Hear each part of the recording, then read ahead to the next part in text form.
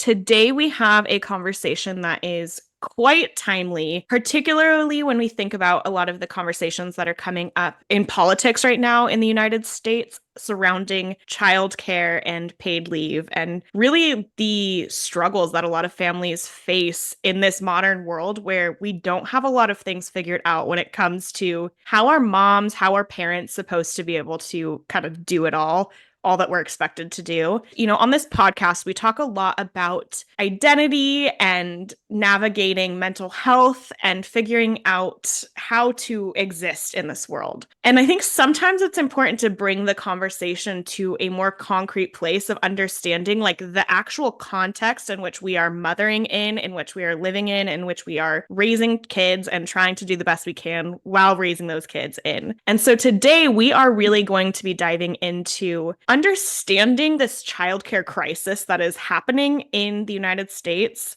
and then also what is being done about that, what can be done about that, how we can get involved to make change. Just really important things that, again, when we're talking about motherhood, when we're talking about the experiences we have, really zooming out and seeing that big picture can be incredibly important, incredibly validating. Welcome to the Worthy Mother Podcast. I'm your host, Emily Hardy, a mom of two on a mission to help moms everywhere feel less alone.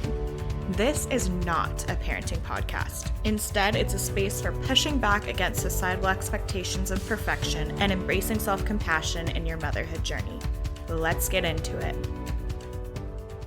So I'm super excited. We have two guests here with us today. This is our first double guest episode. And these two guests come from a organization called Mother Forward. They're going to tell us more about that. It's a childcare paid leave advocate group. We have Shannon Bonardy from Florida and Tabita Ramos from California here. So they are repping different parts of the country and we're going to dive into, understanding the issue at hand and how that impacts moms and what we can do about it. So welcome to the podcast. Shannon, if you want to introduce yourself, and then Tabby will have you introduce yourself as well. Okay, hi. Thank you for having me. My name is Shannon. I am a mom of two. My son is 2 and my daughter's 4. I am in Florida, working mom. So I have a full-time job as a legal assistant in our local county government. So that's my introduction.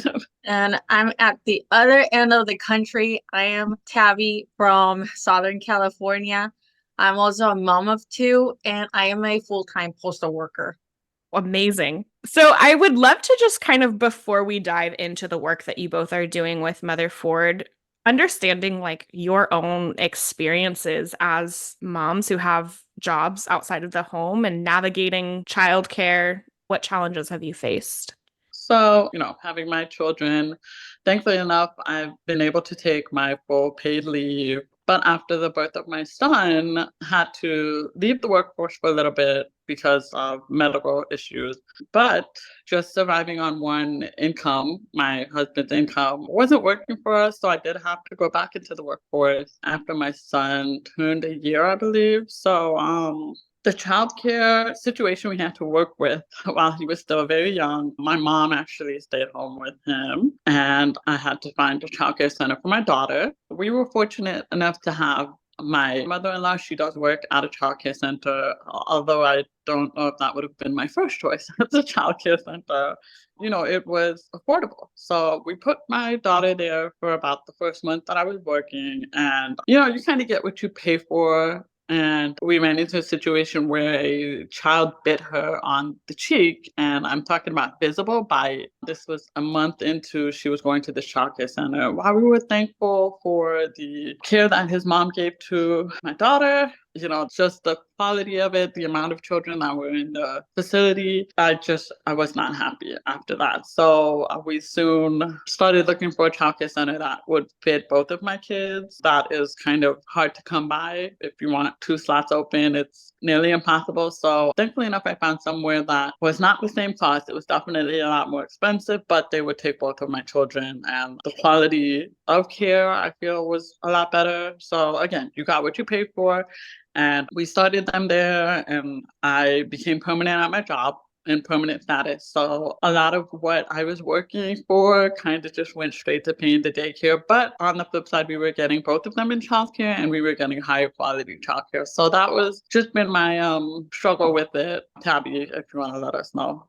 For us, we actually come from Mexico. We moved in here in 2022 when I was pregnant, and I was not aware of the maternity leave or lack thereof in this country or the childcare crisis that was going on. So I spent my last trimester figuring out what we're going to do once our girl got here. And then my last 6 weeks, we also spent them just looking high and low for childcare. We called probably every provider in our area, and we finally found this really nice lady about 30 minutes away from us that would be able to take them under the table, because she was also at max capacity, like every other childcare center here that was close by. So it was quite a shock. Yeah.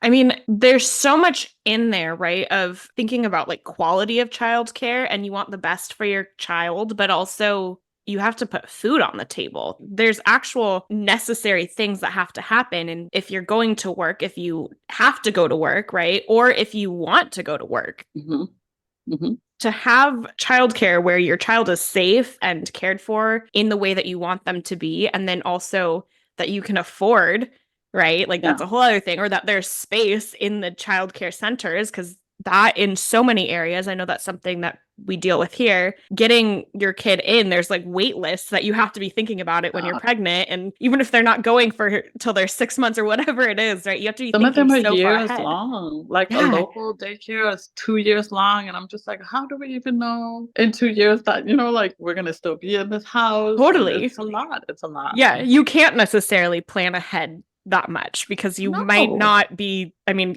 you might not know you're going to get pregnant, right? Or you don't know when that's going to happen. So it really is so reflective of the issues. And I think there's kind of this mentality of like, well, suck it up. You had the kid, like figure it out. And yeah, that's awesome, except for the fact that there's not always great options out there. There's not always options out there. And if you don't have family to rely on, if you don't have the resources, it's like, what do you do?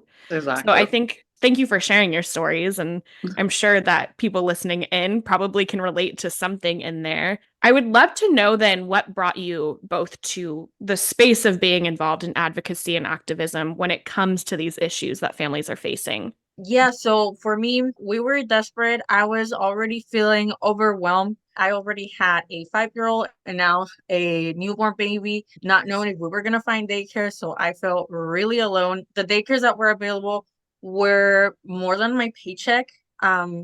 So one day scrolling Instagram, I did see an ad for what was campaign for childcare, and it was different moms sharing how much of their paycheck went to daycare and how some of them were in a very similar spot as myself. So once I clicked the ad and filled information, I got in contact with another member of our organization, Bridget, and she filled me in how I wasn't alone in struggling to find daycare.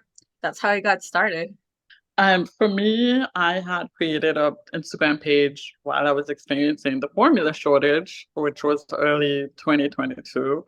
Just again to get the word out there. I was like, is this just a me thing or is it a we thing? I know there's other people going through this. So then that kind of morphed into, we're not on formula anymore, but recently, we have childcare. We are struggling to be able to afford our two. I know this cannot just be me. So I made a post of a text thread that I had with my tax preparer. And I think that caught the attention of Katie, one of our organizing members of Mother Forward.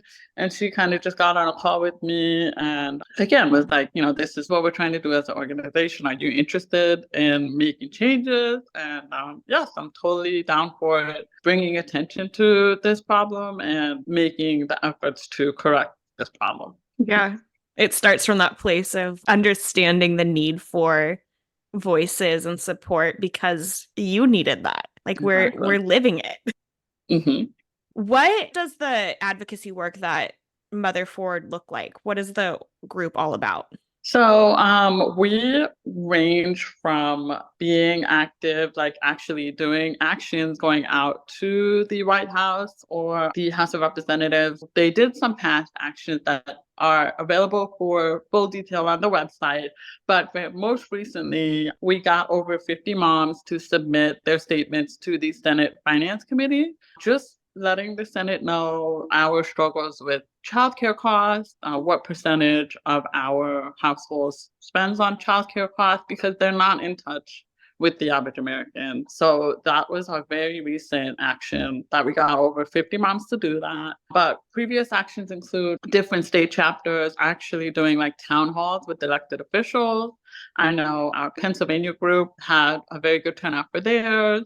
We have North Carolina chapter that did some action. So we've been very active, just getting in touch with the elected officials and actually talking to them and having face-to-face like playground town halls. They did it at the library, wherever we can get them to show up and bring the kids with us and just kind of talk to them and let them know, hey, this is what we're going through as mom.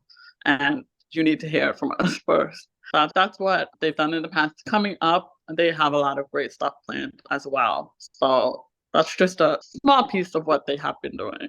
Such important work. I just want to say, like, on behalf of mothers, thank you for being a part of that change, because it is so necessary. And, we are seeing movement forward. We're seeing good things happening. We're seeing conversations being had. And that's not without work on the end of people making those conversations happen. So I just want to acknowledge that. It's really important. Crucial work being kind of on the front lines of that. I want to kind of get into a little bit of what the impacts of all of this is. When we have the struggles to get kids affordable childcare, when we're having issues with paid leave, yes, there's the fact that you might not be able to go to work and pay the bills. But I also think there's more to it than that. And I'm wondering if either of you would like to share kind of what problems we're looking at when we're looking at the state of childcare in the US. And then maybe even what are the ripple effects of those problems? So for the problems that we're seeing mainly with the childcare crisis can come down to the cost, the quality of care, and the availability of said care. And I believe studies from last year or 2022, I'm not sure, found out that when moms have to quit their jobs because they cannot find childcare, it took about 122 billion with the B from our American economy. So yeah. Yeah. So it's not just you decided to have kids, it's your problem. It's an economic crisis. Like it affects not just us personally as mothers, but the economy as a whole. So, I mean, that's a pretty major deal if you think about it. In addition to the personal struggles that we go through as moms, yes, we want to have affordable childcare, but we also want to pay our bills. We also want to feed our kids. Right now, I know personally, we spend so much on childcare, we can't afford to have an extra savings. God forbid an emergency happens in the car, knock on wood, we need something to fix in the car or something as an emergency. That is completely eliminated by the cost of our childcare. So there's those personal effects, but on the whole, definitely it affects the economy. It affects just I would say, infrastructure of everything pretty much. And it does have an effect on the community.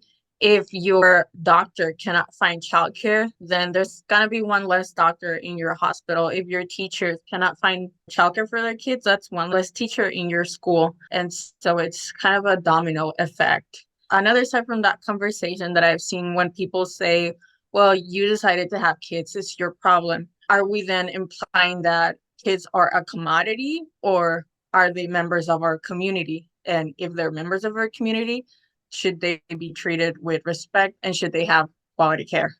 Oh, I have chills, because there's so much to that, right? There are the factors for the individual moms, and that is so important to talk about, having autonomy and choice in what you're able to do and what you're able to contribute to society. And when you think about it in that way of thinking your doctor needs childcare for their children, all these people in our community need that. It's to really think about that.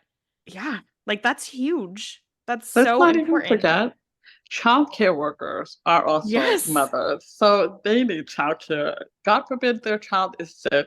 That's one less childcare worker that maybe that classroom needs to get another teacher, and Yeah. sometimes that's hard to come around. So it has all these ripple effects that are really changing a lot of the thought process of the way that, okay, this is not just a, oh, it's your problem because you have the kids. It might be a we problem. Yeah. Well, and I know we as a society boil it down to like a women's problems because women tend to be the default person that like, okay, you can't figure out what to do with the kids. Like it's on you, regardless of who is in the family and who's making the money in the family, who has the capability to make the most money in the family, regardless of all of that. It comes down to like, this is a mom's problem. When we look at it and we say that number, the impact on the economy is in the billions. Yeah, I'm sorry, that's not a mom's problem. That is like very literally not just a problem for moms. That has huge implications on the way that like all parts of our society are going to be able to function. And so acknowledging that a lot of this work does fall on women and does fall on moms is so important because that is the reality of things, but also then bringing it to a point where it's like, and it shouldn't. And this is an everybody problem.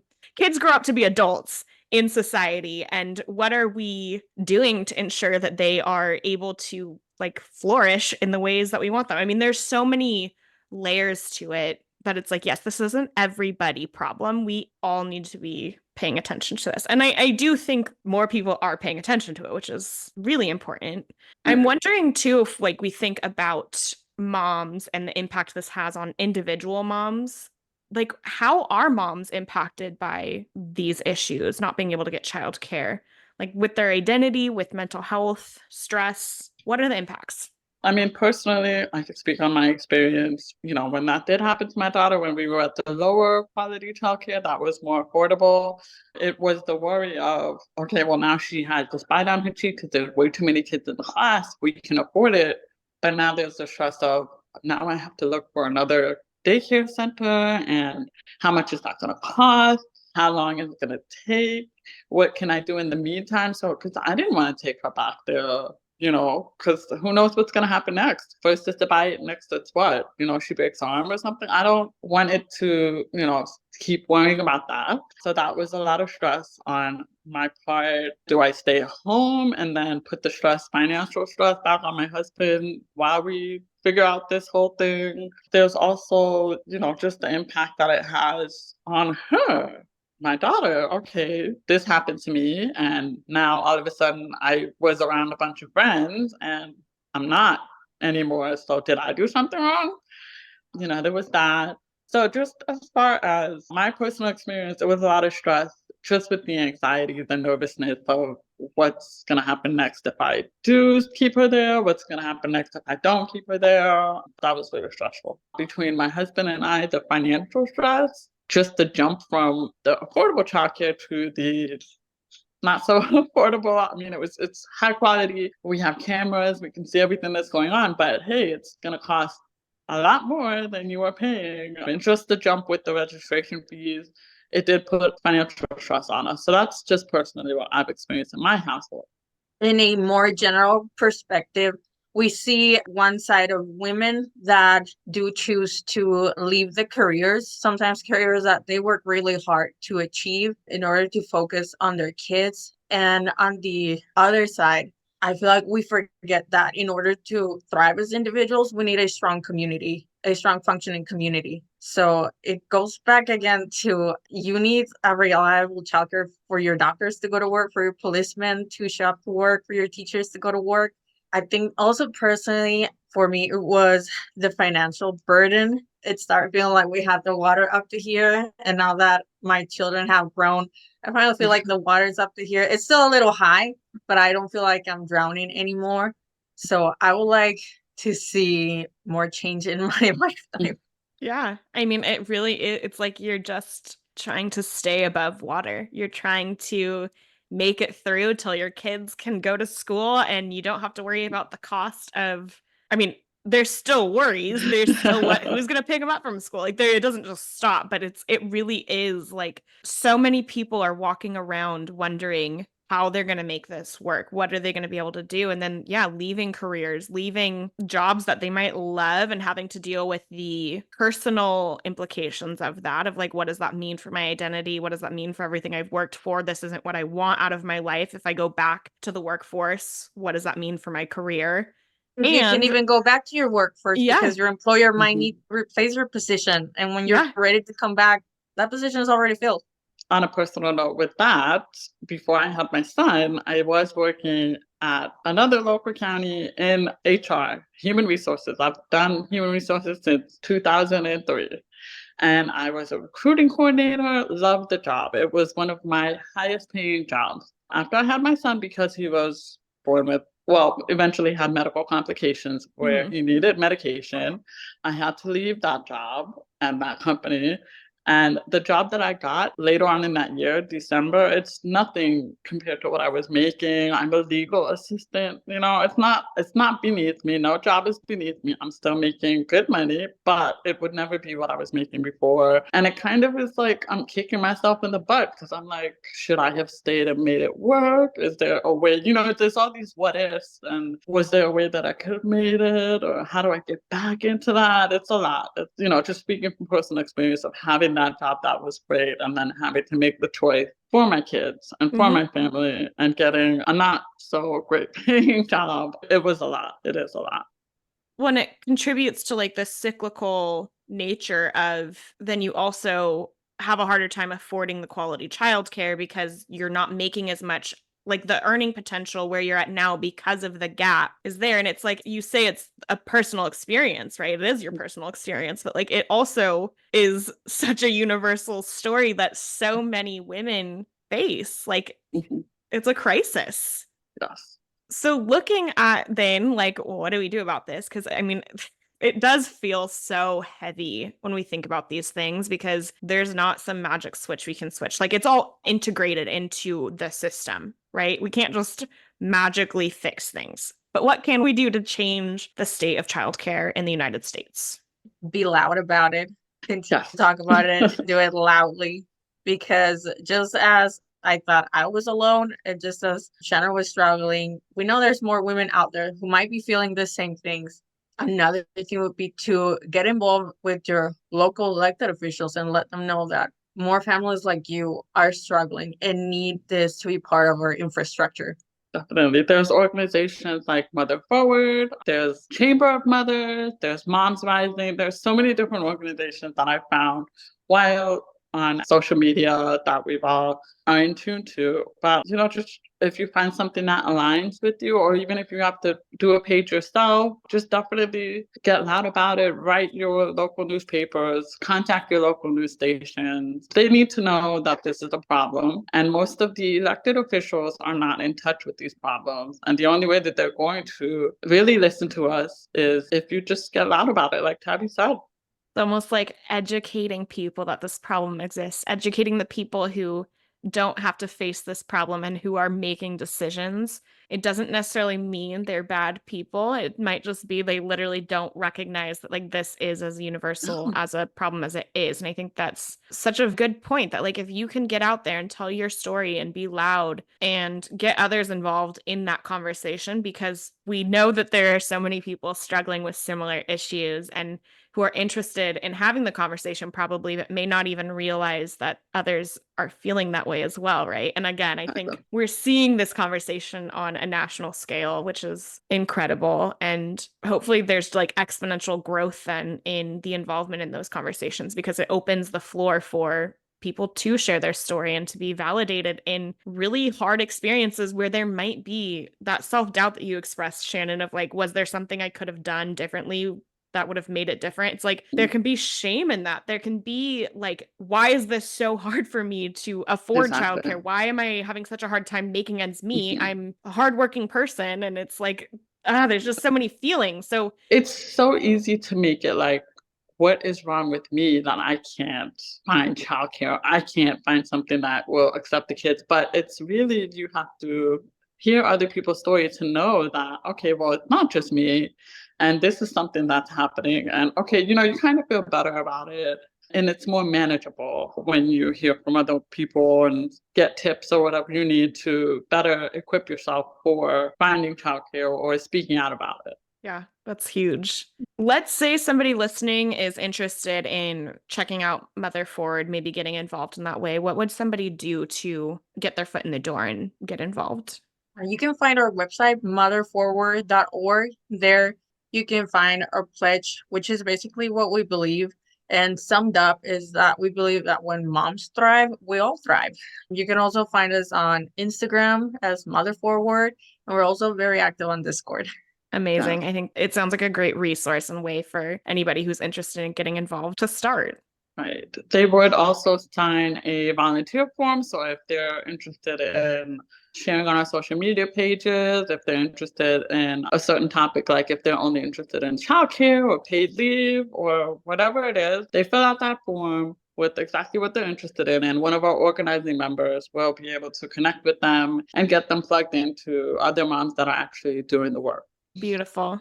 So, something that I love asking at the end of these conversations with the incredible mothers that I have on Worthy Mother podcast as guests is about self-care specifically, because I am a huge believer in that idea that like when moms thrive, everybody thrives. It's so important that we as moms are taking care of ourselves. It's not the fix to everything, but knowing that it is okay and necessary to pour into ourselves is important. So I would love to ask you both what you do to make sure that you're caring for yourselves, and if you have any advice for other moms to make sure that they as well are caring for themselves regularly. So don't be afraid to rely on your community because, again, in order to thrive as an individual, you need the people that are around you. So don't be afraid to reach out to other moms during drop off or pickup and see how they are feeling, because you might find that you're not alone and that you have way more things in common than just being a mom. Yeah, so self-care, while limited, because like I said, I have a 2 and 4-year-old. So between work, between taking care of the kids, it's very hard to carve out some time for myself. But I will say that just getting connected with Mother Forward was a form of self-care for me because I got connected with mothers that feel the same exact way as me, are working towards getting changes so that we don't just feel like we're a bunch of moms getting together and complaining about, oh my God, childcare is so expensive. We're actually doing stuff. So knowing that we're actually making changes and doing changes, it is very fulfilling feeling for myself. And then just getting connected with like Tabby and I share memes all the time on our Instagram. That to me is self-care because I can just go to her and be like, oh, my daughter had a behavior problem today, and she'll send me a bunch of funny memes. We're in 2 different states, but it's support that I needed at the time. So I find that as a form of self-care, just reaching out for other moms and supportive. My mom and my sister are also very supportive. Just reaching out to your support team, support system, however you have it, that is a form of self-care. Beautiful. I completely agree with that. And I love how interconnected that is with the conversation at hand of like, we need to be able to rely on people. We need to be able to rely on support. And sometimes that means not just staying stuck in it, but like doing something about it can be the self-care. It can be the way forward for ourselves. And what a beautiful sentiment that is. I so appreciate you both being here and sharing this work with us. I mean, this is huge. This is something that I've wanted to talk about on this podcast for a while now, and I'm so grateful for you being here and just like bringing a topic that sometimes just kind of sits in our minds as like, this is hard, and bringing it forward really explicitly. Like, these are the issues, this is the problem, and here's what we can do about it. We don't have to stay stuck as a society. Hopefully, we will see huge movements while we're still raising our kids, right? But just knowing that we have the capacity to make a difference for future generations, and hopefully our kids, when they have kids, they won't be dealing with anything like what we're dealing with, because it's madness out there. Yes, it is. Oh, man. And that's the thing, too. Like, we understand these changes might not be immediate. Like you said, there's not just a magic switch that you could flip on. But if a future generation can benefit from the work that we do, then it will not be for nothing. It's going to eventually get better. But right now, we just got to get the work done to get to that point. I completely agree. Shannon and Tabby, where can listeners connect with you? I know you shared about how they can get in touch with Mother Ford, but both of you have such inspiring stories. How can listeners get in touch? For myself, I am mostly active on our Discord. I really like their sharing petty recipes and also mom jokes. So that would be the main way to connect with me. Awesome. For me, I'm definitely Instagram active, so you can reach me on that. My tag is shanb_mama SQD. So you can reach me on that. And I share a lot of my work with Mother Forward, but I do a lot of other advocacy as far as being a hearing impaired individual, just mom struggles in general. I do share a lot on my page. So there's that. Amazing. And I'll make sure and get the links for everything and have that in the show notes for anyone who wants to connect. Thank you both so much for being here and taking this time to just share your stories and the incredible work that you're doing. And I hope this lights a fire under someone to take action. I know for me, I feel inspired, and there's so much hope when we can lay it out in a way that feels hopeful rather than this all sucks, doom and gloom, because it feels like that sometimes. So I love the perspective. Just know you're not alone in that feeling. Thank you so much. And for everybody tuning in, you are worthy, Mama.